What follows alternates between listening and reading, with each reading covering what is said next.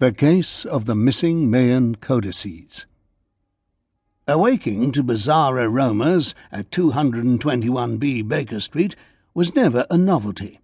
In that early winter's morning in 1902, however, the pungency of a hideously foul smell that seeped through every crevice of my bedroom door was extreme by any standard. It made an attempt at continued slumber utterly futile.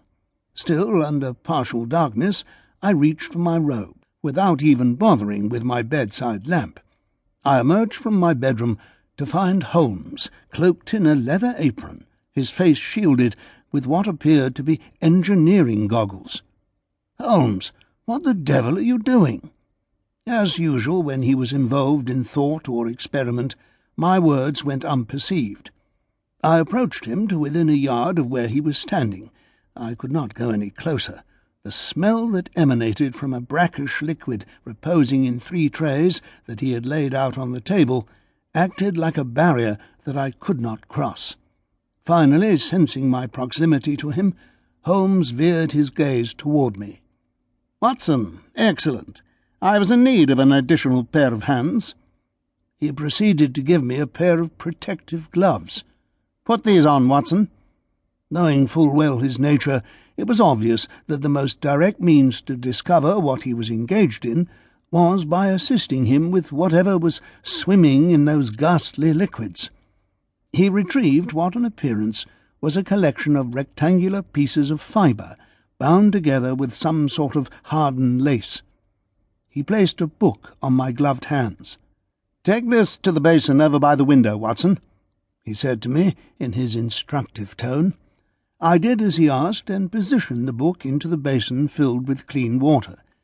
As I did this, I noticed that Holmes was busy moving 2 other similar books from one tray to another. When he finished, he approached me over by the basin. "Yes, indeed," he uttered as he peered into it. He reached in with his hand and pulled out the little book. The water had rinsed the residual elements of the brackish liquid in which it had been soaking. As he began to open the fibre-like pages of this book, I could see a smile form on his face. "Watson, behold the secrets of the New World." Now that the little book had been properly rinsed, I was able to make out a series of hieroglyphic imagery appearing in a combination of rows and columns on each page. The whole thing did not seem to consist of more than 40 of these pages. The style did not look like any hieroglyphic writing common to ancient Egypt, or those found in the lands of Babylon. During my time in India and Afghanistan, I had seen many ancient writing styles, yet this shared nothing in common with those. "I didn't realize that you were interested in archaeological endeavours, Holmes." "This is not some idle pursuit, Watson," he responded rather curtly.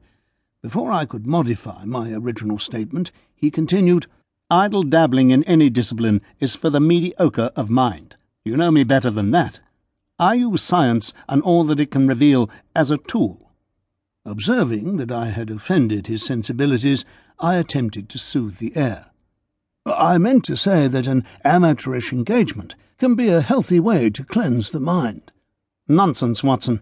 Everything that one does should lead you to an answer which in turn will free you to address another question. That is what distinguishes a professional, such as I, from a leisurely-minded hobbyist." "So what is all of this, then?" I inquired. "This, Watson, rather than these," turning his head to motion to the other 2 little books still resting in their brackish liquid, "are ancient codices of Mesoamerican origin." "How did you come by them?" I asked. "They were brought to me late last night by Oswald Harrington. You are aware of him, aren't you, Watson?" "Well, yes. Mr. Harrington is the fellow from the British Museum, is he not?" "Correct." It was not difficult to be familiar with Mr. Harrington in those days. After all, his name had been appearing in all of the newspapers for several days prior. As one of the curators for the British Museum, he was involved in accusations of misappropriation of artefacts related to a recent bequest to the museum from an anonymous donor. "As I was saying, Watson, these artefacts were brought here by Mr. Harrington shortly after you retired for the evening. I found them amongst his personal effects in the private study of his own home." "Found them?" "Yes, indeed," said Holmes, continuing. "Mr. Harrington claims that he has never seen them before. They were seemingly left for him to find, or, taking recent events into consideration, to compromise him further. Being the professional that he is, he immediately recognized them as being from the region of southern Mexico and Central America. He dates them to a period several centuries prior to the arrival of the Spanish people in that land."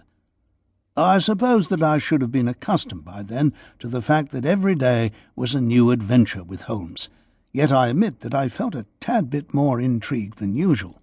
After all, one does not stumble upon centuries-old books from the Americas in your home by fault. When Mr. Harrington found them, they were covered in a thick layer of natural patina, primarily consisting of routine grime from centuries of accumulated soil and oils. In a way, it actually served to protect the contents. I devised a solution consisting mainly of sodium percarbonate to remove the patina without endangering the pages or inks used in the books. "Amazing, very clever," was my response, accompanied with my usual and sincere admiration for the workings of his mind. "But why bring them to you?" "Due to the accusations that Mr. Harrington currently faces, it is unwise for him to make use of the laboratory facilities at the British Museum. For that matter, it is unwise for him to be seen with any sort of unaccounted artifact anywhere. Having made my acquaintance when I assisted in bringing resolution to a sensitive matter for the museum a few years back, he felt that I was the logical choice to not only properly cleanse these invaluable items, but also to discover how they arrived to be in his study in the first place."